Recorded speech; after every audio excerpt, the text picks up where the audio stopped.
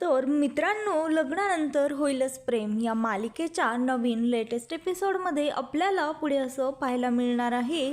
इकडे पिहूने कॉल करून पार्थला आणि नंदिनीला सांगत असते की उद्याच्या पार्टीची तयारी कुठपर्यंत आली आहे. त्यावर ती सांगते जीवा दादाचे आणि काव्या बहिणीच्या दोघांचेही फ्रेंड्सचे बाईट घेऊन झालेले आहेत.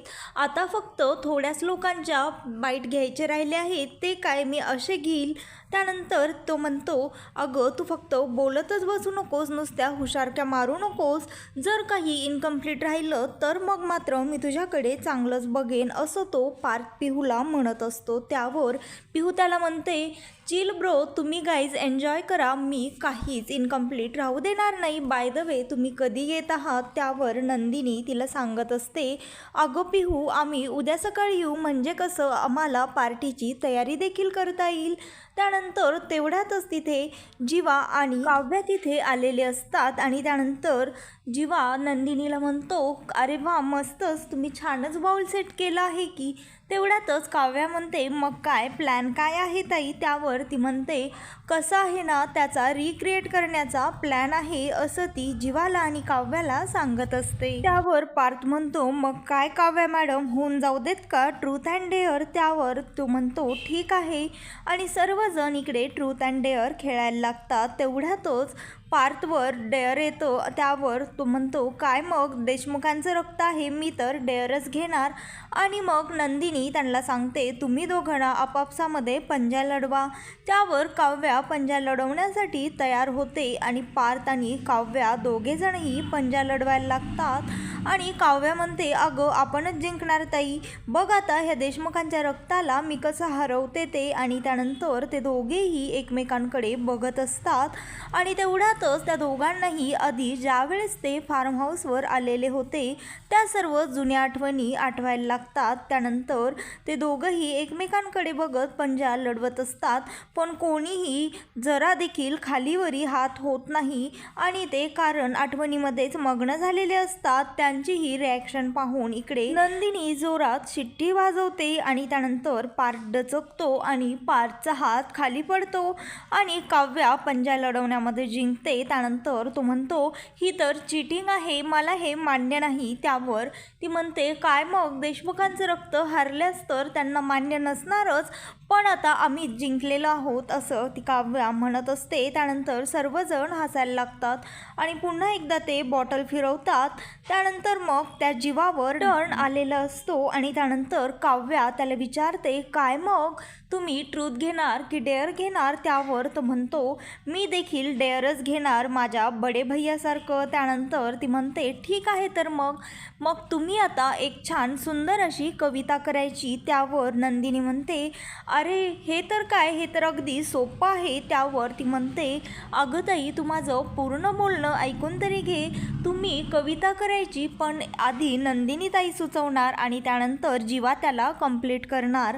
अशा प्रकारे तुम्ही कविता करायची आहे. आणि त्यानंतर जीवा कविता करायला लागतो. जीवा त्या नंदिनीला म्हणत असतो, आपल्याला तर काय चॅलेंजेस ऑलरेडी आवडतातच. त्यावर नंदिनी म्हणते, म्हणजे काय, आपण चॅलेंजेसला पार पाडतच आपला संसार, आपलं नातं इथपर्यंत आणलं आहे, त्यापुढे हे तर काय काहीच नाहीये. जीवा म्हणायला लागतो, एकच कप आणि एकच बशी माझ्या तुझ्यामध्ये. त्यावर नंदिनी म्हणते, एकच रात्र बोलकी माझ्या तुझ्यामध्ये, तारे वारे किती पसारे घालून बसले आहेत. त्यावर जीवा म्हणतो, आणि सावरणे आवरणे फक्त माझ्या तुझ्यामध्ये, 100चे 5 गजरे गंधाळलेले. त्यावर नंदिनी म्हणत असते, वडाचे लाख फेरे माझ्या तुझ्यामध्ये, घड्याळ्याचे 2 काटे एक धडधड ऐकू कुठून येते. ते कंप्लीट करत नंदिनी म्हणत असते, 2 हृदय धडकन मात्र एक माझ्या तुझ्यामध्ये, टेकलो पाठीवर घेतला आधार. त्यावर नंदिनी म्हणते, विरघळले चांदणे तुझ्या आणि माझ्यामध्ये. ते दोघं अशी सुंदर कविता करत असताना मात्र इकडे पार्थ आणि काव्या मात्र एकमेकांकडे अगदी प्रेमाने बघत असतात. ते एकमेकांच्या डोळ्यात डोळे घालून बघत असतात आणि एकमेकांमध्ये हरवलेले असतात. तसंच त्यांना त्यांच्या नात्यामधील गोड आठवणी देखील आठवत असतात. त्यानंतर जीवा कविता पूर्ण करत म्हणत असतो, पाय मी धरतो तुझे, तू ठेव हात माझ्या माथ्यावर, गोड दही साखर हवी तुझ्या माझ्या नात्यामध्ये. कोरला होता एक टॅटू कधी काळी, आता फक्त उरली एक मेहंदी तुझ्या माझ्यामध्ये. घेतली 7 वचनं 7 जन्मांसाठी, लग्नानंतर होईलच प्रेम माझ्या तुझ्यामध्ये. लग्नानंतर होईलच प्रेम माझ्या तुझ्यामध्ये असं म्हणत ते कविता पूर्ण करतात आणि सर्वजण त्या दोघांसाठी टाळ्या वाजवायला लागतात आणि त्यांच्या कवितांची फारच तारीफ देखील करायला लागतात. त्यानंतर पुन्हा एकदा ते बॉटल फिरवतात आणि त्यानंतर काव्यावर टर्न येतो. त्यावर काव्या देखील डेअर चूज करते आणि नंदिनी तिला विचारते, तू मला आता अशी एखादी गोष्ट सांग की जी गोष्ट तू मला आजपर्यंत कधीही सांगितली नाही आहे. त्यानंतर काव्या नंदिनीला सांगते, खरं तर ताई आम्ही दोघांनी डिवोर्स फाईल केला आहे. ही गोष्ट मात्र मी तुझ्यापासनं लपवून ठेवली. तिचं हे बोलणं ऐकून नंदिनी हसत असते आणि काव्या मात्र घाबरलेल्या आणि आश्चर्याच्या नजरेने तिच्याकडे बघत असते. त्यावर ती म्हणते, अगं ताई काय हे, मला तर वाटलं तू माझ्यावर चिडशील पण तू तर चक्क हसत आहेस. त्यावर नंदिनी तिला उत्तर देते आणि म्हणते, अगं मला तर माहीत नाही की तुझं नेमकं तुझं आणि जीवाचं नातं किती जुनं आहे, तुमची मैत्री किती जुनी आहे, पण माझी आणि पार्थची मैत्री मात्र अगदी घट्ट आहे. एवढं मात्र मी तुला नक्कीच सांगू शकते. कारण त्याचं कसं आहे हे जरी तुम्हाला आत्ता सांगितलंच तरी देखील आम्ही दोघांनी एकमेकांना तर हे खूप आधीच सांगितलेलं होतं. आम्ही दोघांनी मिळूनच हा निर्णय घेतला होता. त्यानंतर काव्या तिचं हे बोलणं ऐकून फारच आश्चर्यचकित होते आणि त्यानंतर ती म्हणते, चल ताई मला तुझ्याशी खूप महत्त्वाचं काहीतरी बोलायचं आहे. असं म्हणून ती त्या नंदिनीला तिथनं ओढत घेऊन जाते आणि त्या नंदिनीला विचारायला लागते, अगं ताई तू मला सांगितलं नाहीस. त्यावर ती म्हणते, खरं तर मला त्यांना डिवोर्स द्यायचा नव्हता. आधीपासूनच मला हे नातं टिकवून ठेवायचं होतं, पण कसं आहे ना त्यांनीच मला त्यांचा डिवोर्स हवा आहे असं पत्रामध्ये लिहून सांगितलं होतं. त्यावर काव्य विचारते, अगं ताई आता हे पत्राचं काय नवीनच, कसलं पत्र, तू कशाबद्दल बोलत आहेस. त्यावर ती नंदिनी म्हणते, अगं तुला काय सांगू काव्या, त्यांनीच मला पत्र लिहिलं होतं नाही का. त्या दिवशी तुझी ती मैत्रीण अलिशा तुझे पुस्तक न्यायला घरी आली होती त्या दिवशीचीच गोष्ट आहे. त्यानंतर तिला सर्व आठवतं. जे पत्र त्या जीवाने तिच्यासाठी लिहिलेलं होतं तेच पत्र नंदिनीने वाचलं आणि त्यानंतर हा सर्व गैरसमज निर्माण झाला. हे सगळं त्या काव्याच्या लक्षात येतं. त्यानंतर नंदिनी म्हणते, पण आता तू कसलीही काळजी करू नकोस. खरं तर मला आता जीवा आवडायला लागलेले आहेत. मला त्यांच्याबद्दल खूप प्रेम वाटत आहे. माझ्या मनात त्यांच्यासाठी प्रेम निर्माण झालं आहे आणि आता 16 डिसेंबरच्या पार्टीनंतर मी त्यांना माझ्या प्रेमाची कबुली देणार आहे. आय लव्ह यू सुद्धा म्हणणार आहे. त्यामुळे आता तू त्या जुन्या आठवणींना उगाचच आठवून बसू नको आणि तुझ्या डोक्यामध्येही ते काही आणू नकोस. चल आता. ते दोघे जण हातामध्ये बॉटल घेऊन आपली वाट बघत आहेत असं नंदिनी त्या काव्याला सांगते आणि काव्याला तिथनं घेऊन जाते.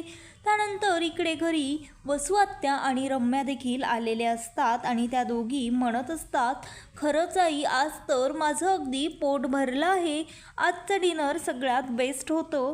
त्यावर वसू आत्या म्हणते, अगं असणारच, आपल्या हाती एवढा मोठा खजिना जो लागलेला आहे आणि मला माहीत आहे तुझं खरं पोट तर त्यानेच भरलेलं आहे असं वसू आत्या रम्याला म्हणत असते. त्यानंतर वसू आत्या रम्याला म्हणत असते, अगं खरं सेलिब्रेशन तर तेव्हा होईल ज्यावेळेस आपल्या हाती लागलेला बॉम्ब एकदम बूम असा फुटेन आणि त्या नंदिनी आणि काव्या ह्या घरातनं निघून जातील अगदी कायमच्याच. आत्ता भले एकमेकींच्या बहिणी गळ्यात गळे घालून फिरतायत, एकमेकींची बाजू काय घेताय, पण ज्या वेळेस त्या नंदिनीला कळेल ना तिच्या बहिणीनं काय कारनामे केले आहेत त्यावेळेस मात्र तिचं तोंड देखील बघणार नाही ती नंदिनी असं वसू आत्या रम्याला सांगत असते. त्यावर रम्या म्हणते, आई मला तर आता खरंच राहवत नाही आहे. आता आपण कधी एकदा तो बॉम्ब फोडतोय असं मला झालं आहे. त्यावर वसू आत्या म्हणते, अगं आपण हा बॉम्ब फोडत असताना ह्याने आपलेच हात भाजायला नकोत ह्याची काळजी मात्र आपल्याला घ्यायला लागेल. रम्या तिला म्हणते, खरंच आई तुझं म्हणणं अगदी बरोबर आहे, मला देखील त्याचीच भीती वाटत आहे. आता आपल्याला हा बॉम्ब फोडण्यासाठी कोणीतरी दुसराच माणूस हवा आहे, पण आता कोण याचा विचार करावा लागेल तेवढ्यातच तिला, कारण हे सत्य सर्वांसमोर आपण समोर येता कामा नये, कारण आपण जर समोर आलो तर मात्र हे चौघे राहतील बाजूला आणि सगळे मिळून आपल्याला टार्गेट करतील असं वसू आत्या तिला म्हणत असते. त्यानंतर ती म्हणते, आता ह्या सर्वांमध्ये आपल्याला कोणीतरी बली का बकरा हवा आहे. तेवढ्यातच त्या रम्याला पिहू आवाज देते आणि म्हणत असते, पिहू मावशी लवकर या. रम्याताई मला तुला काहीतरी सांगायचं आहे असं ती पिहू तिला म्हणत असते.